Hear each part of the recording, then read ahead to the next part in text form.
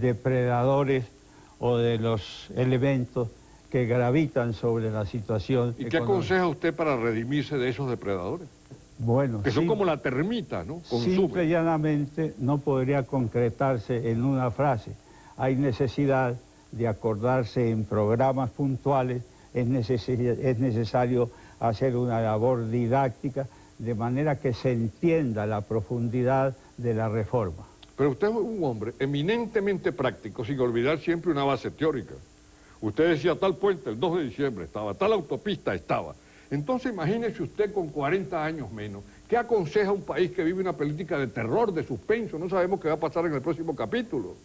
Quizá en el folleto este que le presenté hace unas horas se encuentra la respuesta. Bueno, para ilustrar al público, esta es una cosa muy importante porque los jóvenes no lo saben. El general Pérez Jiménez en el 57 considera él, y es el primer presidente que hizo esto, considera él que él debía prorrogar su mandato 5 años más, porque no había terminado su obra, no había terminado sus planes. Y es entonces donde en el Congreso él pide 5 años más, si mi memoria no me falla, para terminar esto, por ejemplo. Creo que eran 7.000 kilómetros de carretera.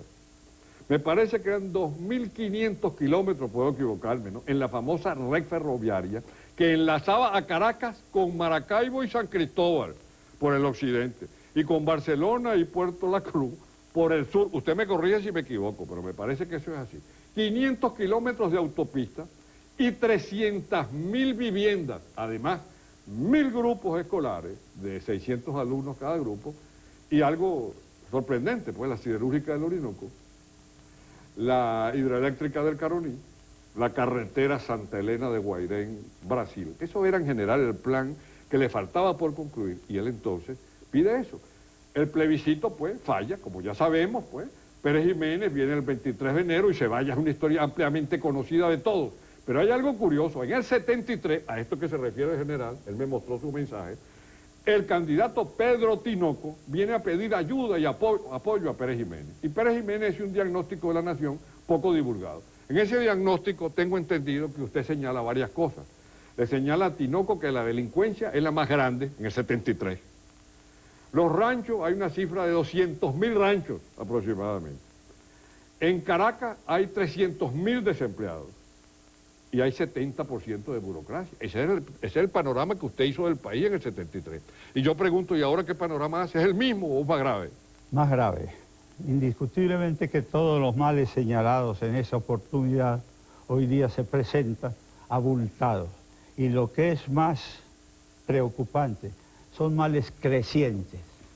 De manera que no solamente hay que parar la acción del gobierno, sino iniciar la recuperación nacional que se ha perdido.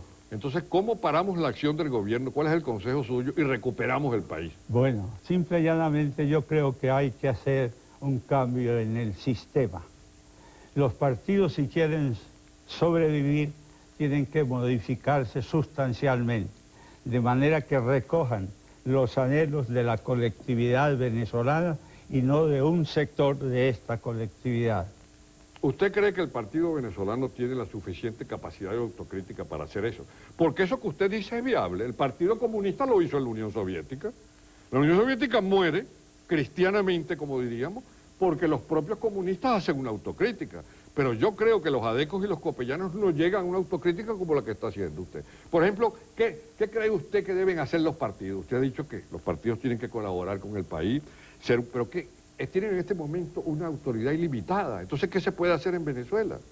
Bueno, en Venezuela es necesario capacitar para actuar en esta época a las clases dirigentes, así como también mejorar la ciudadanía en general. Esta es una labor que hay que explicarla con mucho detenimiento, pero que en síntesis se trata de adecuar las clases dirigentes a la época que está viviendo la humanidad y hacer de los ciudadanos que hoy día se están formando entes acordados con la situación que está viviendo la humanidad y que tiende más hacia la ciencia que hacia las letras.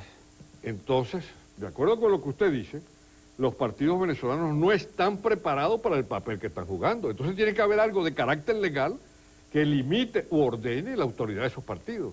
¿Qué cree usted sobre eso? Pero antes de usted contestar, que nos conteste hasta dónde deben llegar las autoridades de los partidos en Venezuela, vamos a un corte comercial y luego regresamos para que el general Pérez Jiménez nos explique su teoría al respecto.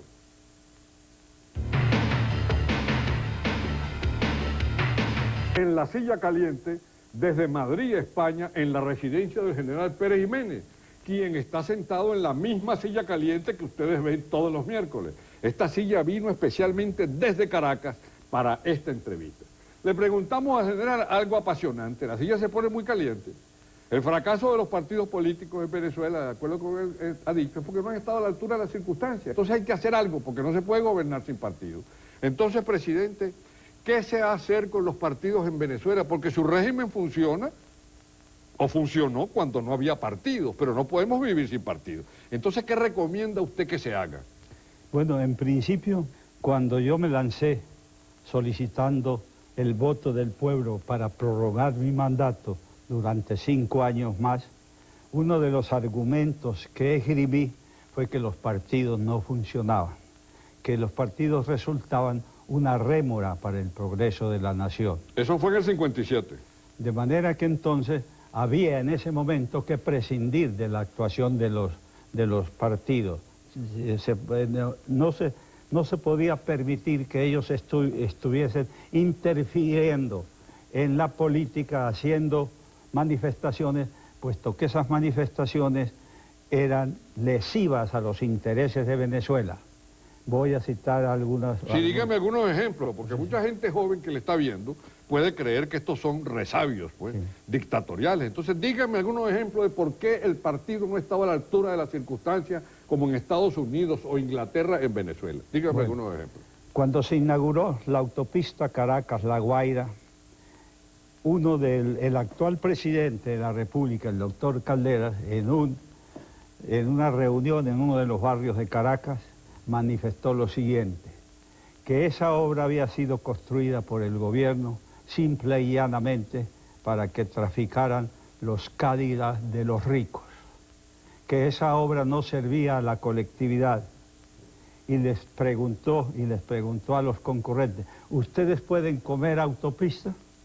Claro que la autopista no se hizo para morderla, ¿no?, pero sí para facilitar los transportes entre el litoral y Caracas, y modificando así las tarifas que se establecían por el transporte, es decir, abaratando los fletes.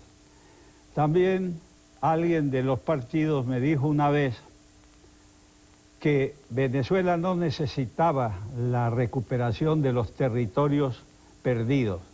Cuando yo estudié geografía, decía Venezuela, extensión territorial, 1.020.000 kilómetros cuadrados. Cuando salí de Venezuela eran 1.916.000 y tantos kilómetros cuadrados. Perdón, ¿usted cree que con usted hubiésemos recuperado parte del Esequibo? Se estaba haciendo lo posible para eso. ¿Y usted personalmente piensa que lo hubiera recuperado? Sí, porque estábamos desarrollando una labor que a mi juicio hubiera culminado con dos cosas. O la Guayana inglesa en este entonces se anexa al territorio venezolano con un estatus especial, o hubiéramos tenido que por la fuerza recuperar el territorio del Esequibo.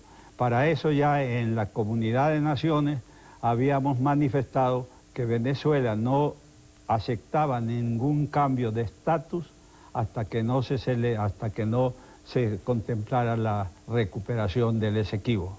Una observación, el general Pérez Jiménez está usando lo que yo llamo el lenguaje directo, que es fundamental en la vida política, no guabinea. Uno le pregunta a un político típico el caso del Esequibo y no le sabe dar la razón.